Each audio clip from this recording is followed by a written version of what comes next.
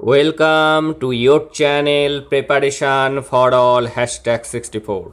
Dear learners, it is your channel. তোমরা যারা D.El.Ed part 1 2024-26 সেশনে পড়ছো, তোমাদের হাতে কিন্তু সময় ধীরে ধীরে কমে আসছে, আর হাতে সময় নষ্ট করার মতো কিন্তু সময় নেই। তাই বলবো প্রতিটি মুহূর্ত কিন্তু গুরুত্বপূর্ণ। প্রত্যেক দিন পুরনো পড়াগুলিকে রিভাইজ দাও। তার জন্য কি করবে, প্লে লিস্ট থেকে বারবার করে পুরনো ক্লাসগুলিকে দেখতে থাকো।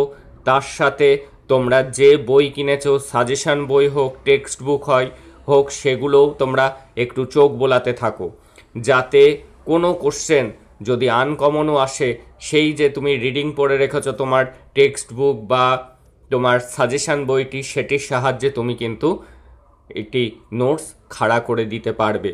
ডিএলএডে প্রথম সত্যই কিন্তু লিখে আসা। তুমি যদি ছেড়ে দিয়ে আসো কোশ্চেন, তাহলে কিন্তু তোমার পার্সেন্টেজ অনেক কমে যাবে। দেখো, আজকে ম্যাথের থেকে তোমাদের 2 মার্কসের চ্যাপ্টার 2 এবং 3 আজকে একই ক্লাসে কমপ্লিট করে দেব। চ্যাপ্টার 1-এ 2 মার্কসের কোশ্চেন যারা দেখোনি তারা অবশ্যই দেখে নিও। তোমাদের 10টি 2 মার্কসের কোশ্চেন লিখতে হবে, সেখানেই কিন্তু তোমাদের 20 নাম্বার রয়েছে। আর তোমাদের কিন্তু এক্সাম নোটিফিকেশান মে মাসে আসার সম্ভাবনা অত্যন্ত প্রবল, সেই কারণে বলছি, আর সময় নষ্ট করো না। দেখো প্রথম কোশ্চেনটি দেখো, গণিত শিক্ষার কার্যকারী লক্ষ্যের একটি উদাহরণ দাও। গণিত শিক্ষার কার্যকারী লক্ষ্যের উদাহরণ দাও। দেখো, দৈনন্দিন অনেক কাজই আমরা গণিত ব্যবহার করছি। দৈনন্দিন অনেক কাজেই, প্রত্যেকটা কাজেই কিন্তু গণিত ছাড়া কোনো কাজ নেই। যে কাজই আমরা করতে যাচ্ছি সেখানেই কিন্তু লুকিয়ে আছে গণিত। বাজার করতে যাচ্ছ, সেখানেও হিসাব নিকাশ। ফোন ঘাটছো, সেখানেও কিন্তু কাউকে ফোন করতে গেলে ডায়াল করছো 1 2 3 4, সেখানেও কিন্তু গণিত। সকালে ঘুম থেকে উঠে কটা বাজে বা সময় জানার জন্য ঘড়ি দেখা হয়। কেনা বেচার জন্য গণিতের সাধারণ প্রক্রিয়া যেমন যোগ, বিয়োগ, গুণ, ভাগের ব্যবহার জানতে হয়। গণিত শিক্ষার কার্যকারী লক্ষ্য হলো সংখ্যা ও গণনা করা। যেমন 1 থেকে 9 পর্যন্ত সংখ্যার মধ্যে কটি 9 আছে, এটি হলো গণিতের কার্যকারী লক্ষ্য। কি লক্ষ্য? হলো সংখ্যা আর গণনা করা।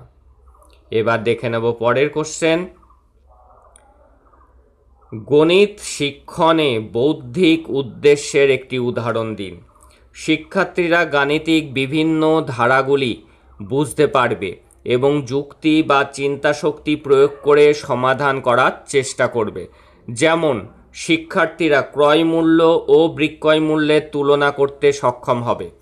উদাহরণস্বরূপ বলা যায়, ত্রিভুজের 3টি কোণের সমষ্টি 180 ডিগ্রি ব্যাখ্যা করো। দেখে নেব পরের কোশ্চেন। গণিত শিক্ষণে আগ্রহ বাড়ানোর 2টি উপায়। কিভাবে গণিত শিক্ষণে আগ্রহ বাড়ানো যেতে পারে? খেলাভিত্তিক পদ্ধতিতে শিক্ষার্থীদের গাণিতিক শিক্ষাদান করা যায়। যোগ, বিয়োগ এগুলি কিন্তু খেলার ছলেও তাদেরকে শেখানো সম্ভব। শিক্ষার্থীদের পার্শ্ববর্তী সহজলভ্য বস্তুগুলি ব্যবহার করে উদাহরণের সহযোগে গণিতের ধারণা দেওয়া যায়। কতগুলো ফল নিয়ে এসে যোগ বিয়োগ শেখানো যেতে পারে, যেগুলো তার পারিপার্শ্বিক স্কুলের চারপাশে যে জিনিসগুলো আছে সেই টিএলএমগুলো ব্যবহার করলে তারা অনেক বেশি বুঝতে পারে। কতগুলো পেন, চকলেট এগুলির সাহায্যেও কিন্তু গণিত শেখানো যায়। ব্যবহারিক জীবনের সাথে সঙ্গতি রেখে গাণিতিক ধারণা দেবেন। আগ্রহপূর্ব শিখন পরিবেশে শিক্ষার্থীদের গাণিতিক ধারণা দান করবেন, যেখানে কোনো ভয়ের পরিবেশ থাকবে না, যেন তারা গণিতের প্রতি ভীতি না জন্মায়। তাদেরকে খোলামেলা পরিবেশে তাদেরকে উৎসাহের মাধ্যমে গণিতটাকে মজাদার হিসাবে শেখাতে হবে। এবার ভগ্নাংশ শেখানোর বৌদ্ধিক লক্ষ্য। 1. শিক্ষার্থীদের লব ও হরের অবস্থান সম্পর্কে অবগত হবে। ভগ্নাংশ শিখতে গেলে লব আর হর সম্পর্কে তারা জানবে। আর কি, শিক্ষার্থীদের ভগ্নাংশের প্রকারভেদ সম্পর্কে সুস্পষ্ট ধারণা দান করতে হবে। ভগ্নাংশ কিন্তু অনেক রকমের রয়েছে, সেগুলি জানাতে হবে। পরের কোশ্চেন। গাণিতিক জ্ঞান আরোহণে শিশুর সমাজ সংস্কৃতির প্রভাবের যে কোনো 4টি উদাহরণ উল্লেখ করুন।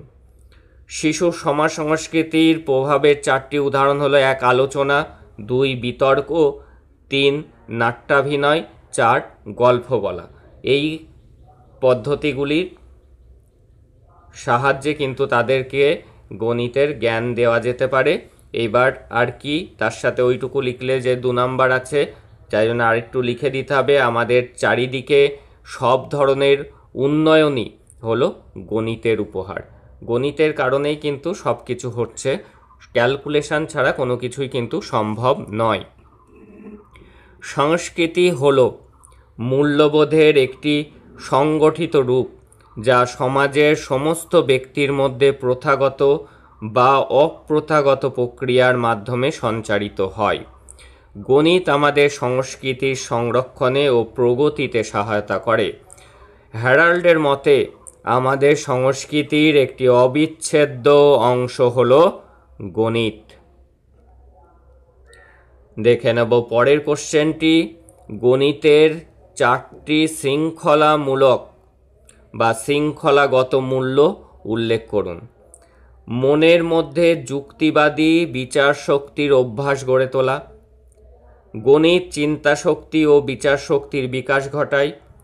শিক্ষার্থীর মনকে নিয়ন্ত্রণ করার অভ্যাস গঠন করে। কোনো এক পরিস্থিতির সম্মুখীন হলে সমগ্র পরিস্থিতিটি অনুধাবন করা ও নির্দিষ্ট যুক্তিধারার অনুযায়ী অগ্রসর হওয়া, এইগুলি হলো তার শৃঙ্খলাগত মূল উদ্দেশ্য বা মূল্য। দেখে নেব পরের কোশ্চেনটি।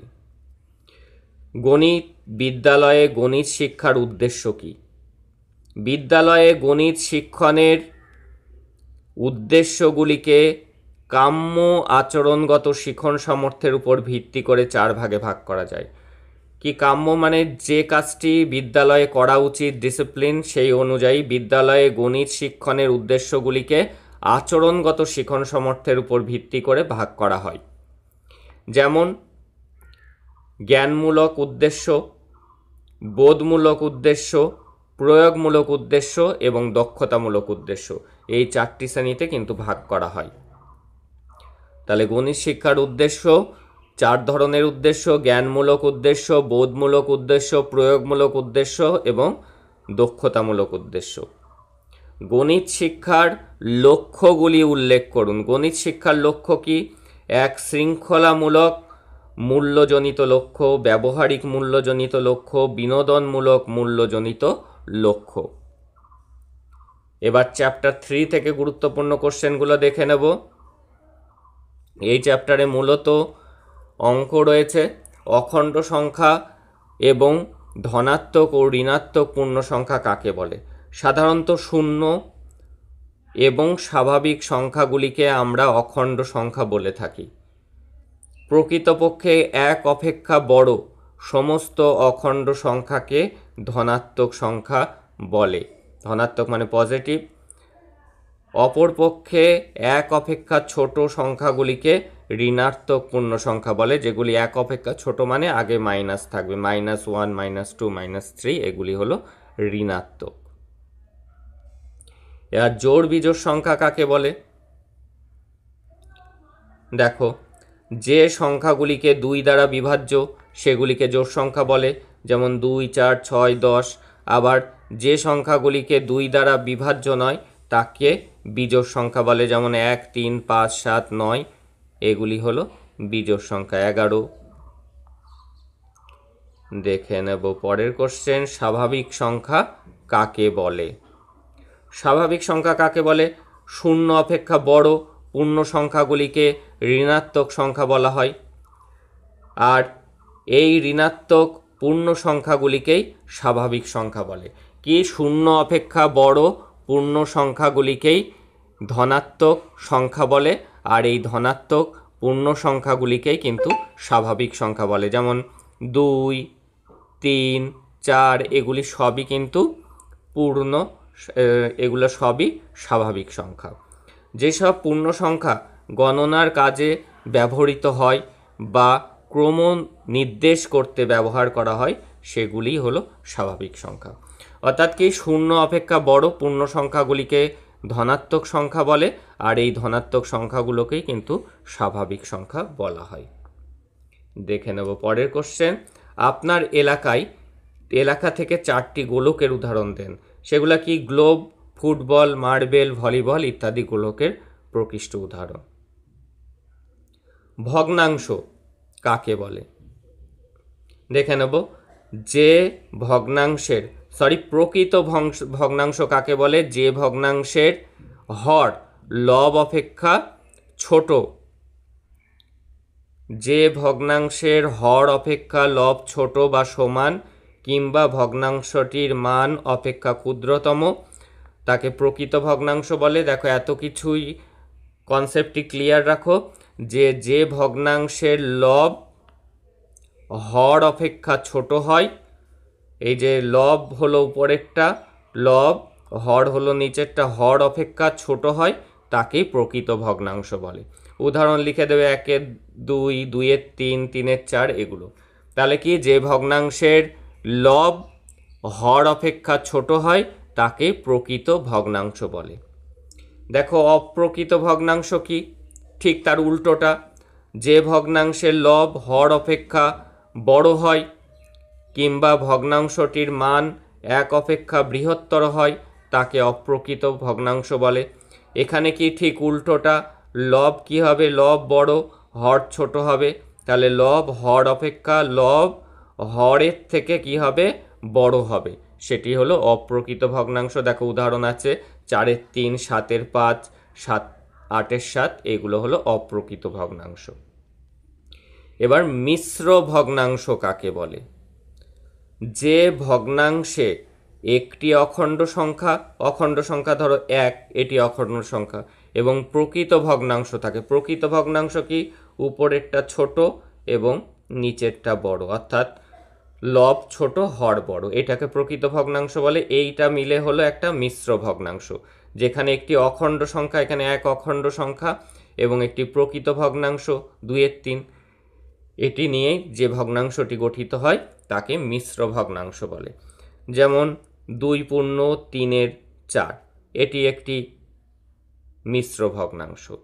3-4-5, এটিও একটি মিশ্র ভগ্নাংশ। তাহলে বুঝতে পারলে এই ছিল চ্যাপ্টার 2 এবং 3 থেকে গুরুত্বপূর্ণ কোশ্চেন এবং আনসার। তোমরা যারা আগের ক্লাসগুলিকে মিস করে গিয়েছো, তোমরা প্লেলিস্ট থেকে 3টি কিন্তু প্লেলিস্ট করা আছে, ইংলিশের একটা, ম্যাথের একটা, এবং আদার্স 3টি সাবজেক্টের জন্য একটাই প্লেলিস্ট আছে। সেই প্লেলিস্ট থেকে যে ক্লাসগুলি হয়ে গিয়েছে সেই ক্লাসগুলি দেখো, তোমাদের কাছে যে বই আছে সেই বই পড়ো সারাদিন, কিন্তু পড়াশুনোটাকে বেশি প্রাধান্য দাও যদি 80% প্লাস মার্কস তুলতে চাও তো। কারণ তোমাদের এক্সামের সিট কিন্তু সরকারি স্কুলগুলোতে পড়বে, কখনোই কিন্তু বেসরকারি ডিএলএড কলেজে পড়বে না। কারণ বিগত কয়েক বছর ধরে এই রুলসটাই চালু হয়েছে যে সিট পড়বে সরকারি স্কুলগুলোতে। সেক্ষেত্রে কিন্তু তোমাদের যথেষ্ট কড়া গার্ড দেওয়া হয়। বিগত বছরগুলোতে শোনা গিয়েছে যে যথেষ্ট 2-একটা কলেজে ঘাড় পর্যন্ত ঘোরাতে দেওয়া হয় না, যে পাশের জনের কাছ থেকে এমসিকিউ পর্যন্ত শুনতে দেওয়া হয়নি, এতটাই কড়া গার্ড দেওয়া হয়েছে। তাই বলবো একটুও সময় নষ্ট করো না। That's all today. দেখা হচ্ছে পরে।